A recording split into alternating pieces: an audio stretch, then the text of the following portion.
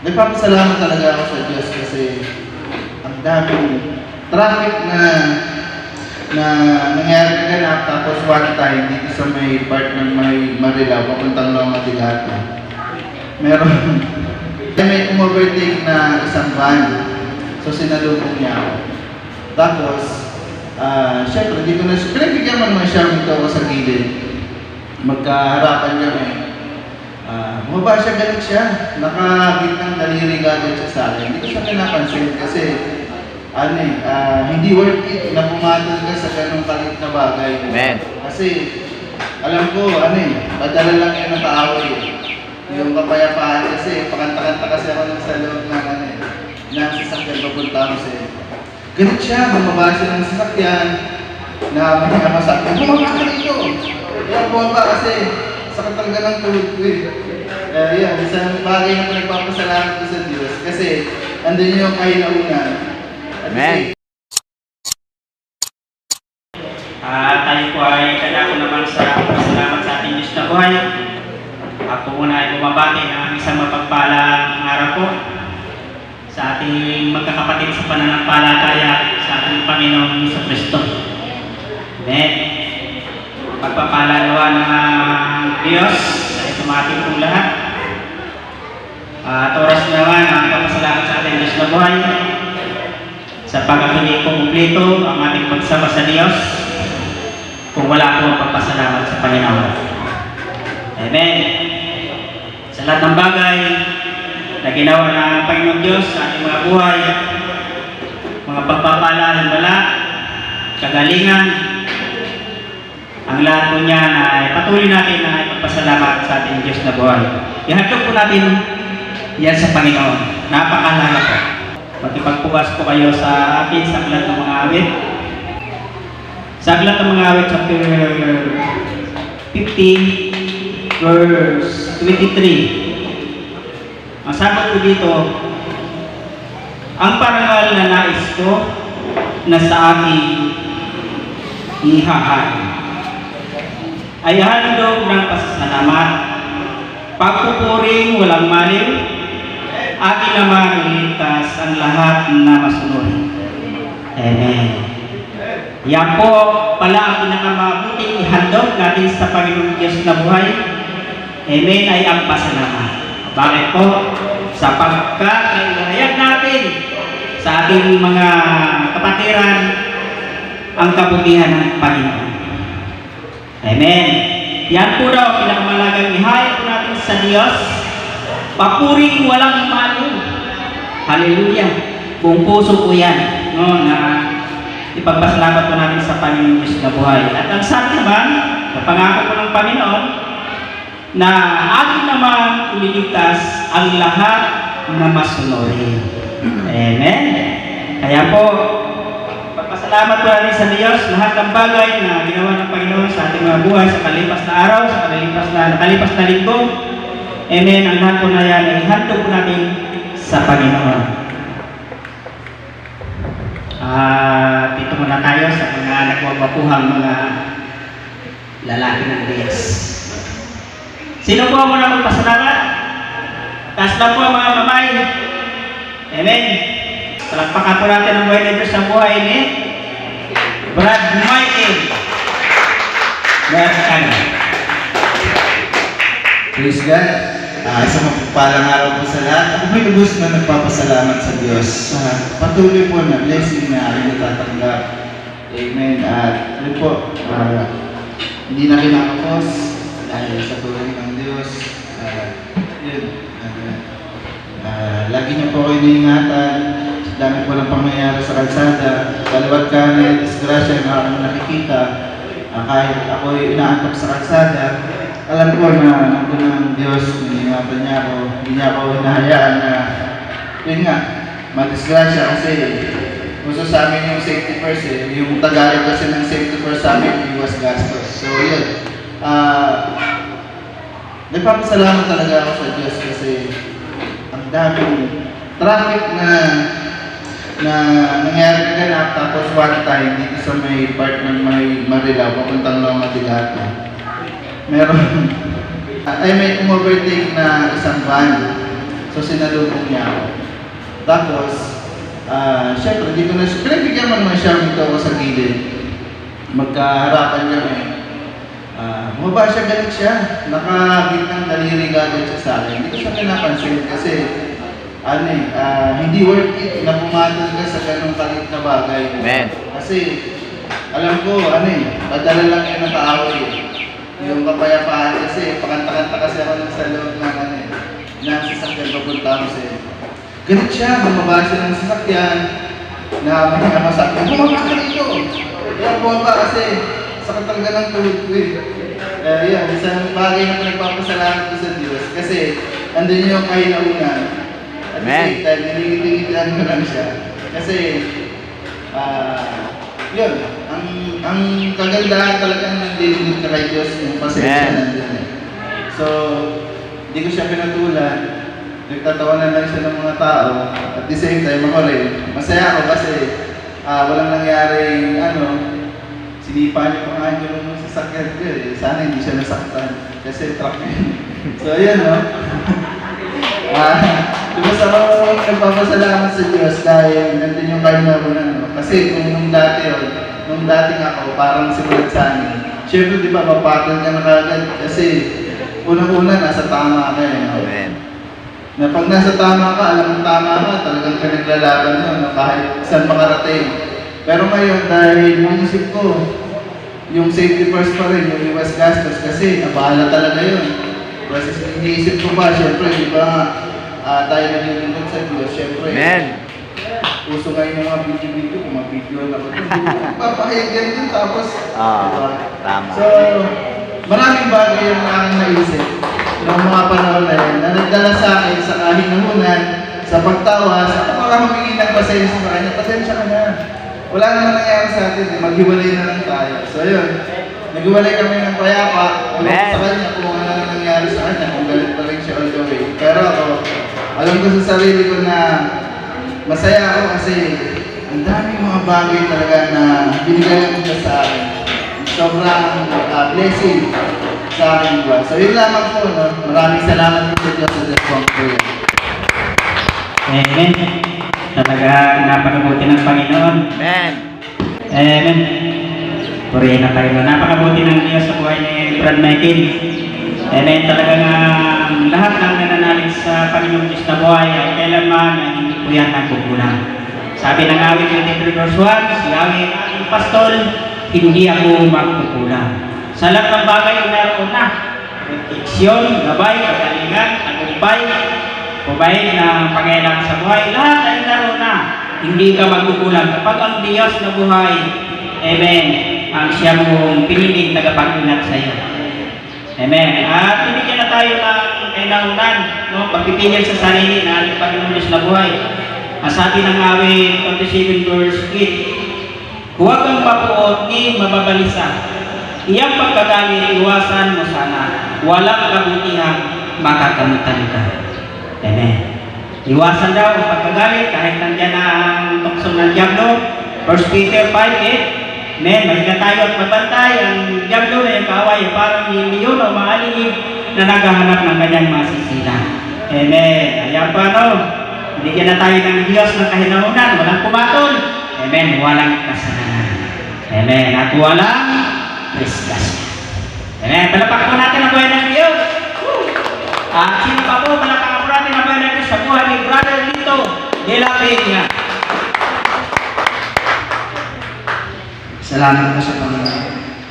Bago po ang lahat, ako po ay bumabati ng isang magpapalang umaga po sa ating lahat.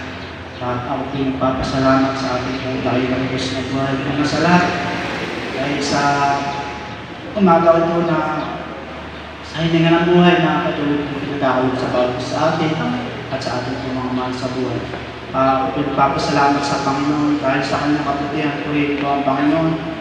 Nung nakaraang linggo po na kung saan ako po ay nag-repair po ng gas tap dito sa may workers. First time ko pong gumawa nun, na alam naman po natin ang ating pong panunungan at kaalaman lagi po natin hinihingi sa Panginoon dahil lagi po tayong nananalangin na wala po tayong kakayahan sa ating sarili. Subalit sa habang natawa po ng Diyos ay tayo po ay pinagkakalupan niya ng kaalaman na ang lahat po ng yan ay dapat ay sa Diyos po ang kapurihan na nung ako pinagalitan ng gas tap, nung nalinis ko na po siya, tapos testing ko na po siya, nung pagbukas ko po nung gas tap, bigla po pumutok. Hindi ko po napansin na yung COVID po pala niya nakabukas. Kaya pala pumutok dahil nung pagbukas ko po nung gas, yung pag-open ko po ng kuryente, pumutok. Sa harap po at awa ng Diyos, buti na lang yung gas ko, yung tangke niya, nakapatay. Hindi ko po kasi agad napansin na naka-open pala yung pinakang niya, COVID. Kaya pumutok. Yun po, napakabuti ng Diyos kasi kung nagkataon kung nakabukas yung gas, posibleng sumabog po pati yung bahay yung pinagagawa ko. Maaaring ako po ay napahamak po. Subalit yan po ay labis ko po nagpapasalamat sa Panginoon dahil po ay kanyang pag-iinit. Salamat po sa Diyos dahil lagi po nandyan sa ating buhay. Pinakang sandata po talaga natin bago umalis yung pananalangin. Nabuhay na po ng Jesus is my life amen na lagi nanalangin sa ating pagkakas. Yan po yung protection talaga mga kalaban natin sa mga kawagigan. Papasalamat po ako ng sa isang mundong gabay at pag-iinit ng Panginoon Diyos na buhay sa akin po mga mahal sa buhay at maging sa lahat ng mga himala at pagpapala sa lahat ng tagumpayan na akin po ng mga pagtagumpayan dahil po sa habang ng Diyos. Maraming salamat po sa Diyos. Ang lahat po ng yan ay sa Diyos po ang pakinig. Amen. Napakabuti ng Diyos ang buhay ni Brother Lex. Naroon ang gabay at proteksyon ng Diyos. Amen. Talaga naman na sa ating lahat na patuloy na nalig sa Panginoon, walang pinagkatiwalaan ko natin yung ating Diyos na buhay. Lagi pa yung inaawit na, lagi pa yung sinasabi sa ilang mga awit, 34 verse 7. Amen. Ano pang sabi ko doon?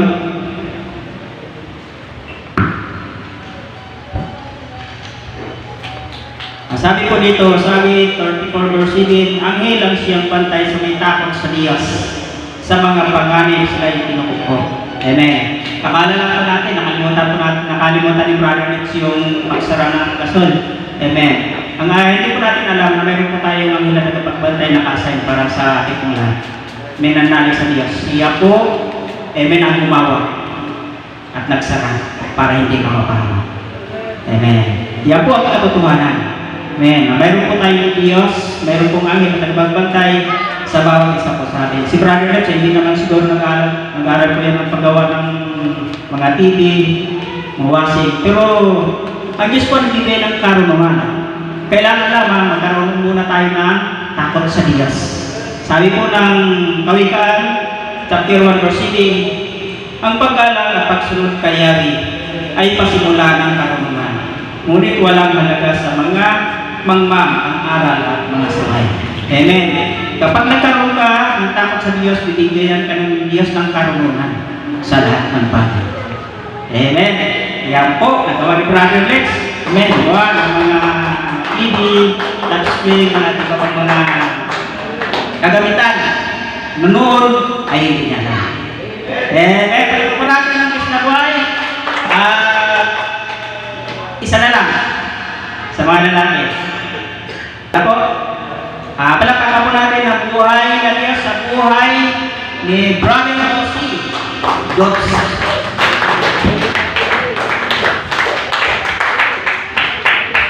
God is good.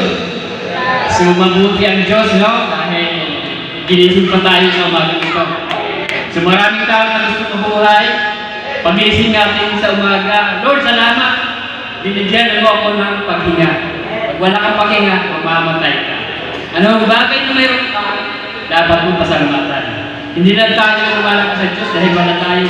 Lagi tayo magpasalamat araw-araw, bawat minuto, segundo ng ating buhay. Lagi tayo magpasalamat. Napasalamat ako dahil sa isang linggong tulong ng Diyos. Nagkaroon ako ng extra income, extra trabaho. Salamat sa Diyos, hindi niya ako pinababayaan. Salamat sa lakas. Salamat sa pandinig, panlasa, kalakasan, pagmamahal. Ang lahat ng ito ay puhunan. Ito ang kayamanan ng Diyos sa Biblia. Salamat sa Panginoon. Amen. Napakabuti ng Panginoon. Tama po yung sinabi ni Brother C na sa lahat ng bagay, sa lahat ng oras tayo pasalamat sa Diyos sapagkat ang ating buhay ay galing sa Panginoon. Sinabi ng aklat ng Genesis, chapter Genesis 2:7. Hindi ako nagkamali. Amen. Ginawa ng Diyos na ang tao mula sa alapok, hininga sa ilog at nagkaroon ng buhay. Kaya sa lahat ng oras at panahon, lagi natin ipagsalamat sa Diyos. Amen. Ang buhay at hininga na pinagkalog sa atin ng Panginoon. At bago pa tayo nilitan ng Diyos, alam naman po natin sa Genesis 1, provide na ng Diyos, muna nakalitan ng Diyos ang lahat ng bagay para po sa ating pangangailangan. Palakpakan po natin ang Panginoon Diyos na buhay. Dito naman tayo sa verse, mayroon na lang po 3 minuto. Wala na. Taas na po ang kamay. Palakpakan po natin ang buhay ng Diyos sa buhay ng Steve Tunale sa Pilapin. Hallelujah. Purihin po ang Diyos. Natunay nga po napakabuti ng Diyos. Ang aking pong ipagpapatuto dito ay talaga pong kasi po si Queenie, di ba po may bawal siya araw-araw. Ngayon doon po sa rice mill, ang namamaliki po doon talaga yung aking kapatid. Kapag siya po ay namamaliki at nakakalimutan namin magtago ng bawal ni Queenie, ay inubos niya lahat. Ay sa makatwit po, inubos ng lahat ng kapatid ko pamamaliki sa nawala ng bawal sa Queenie. Eh kami po, kumabangan po kami ng 4 o kaya po 4:30. Nagbabasa na po kami ng librado. Ay di syempre po, ang diablo po talaga, ipapaisip ka na.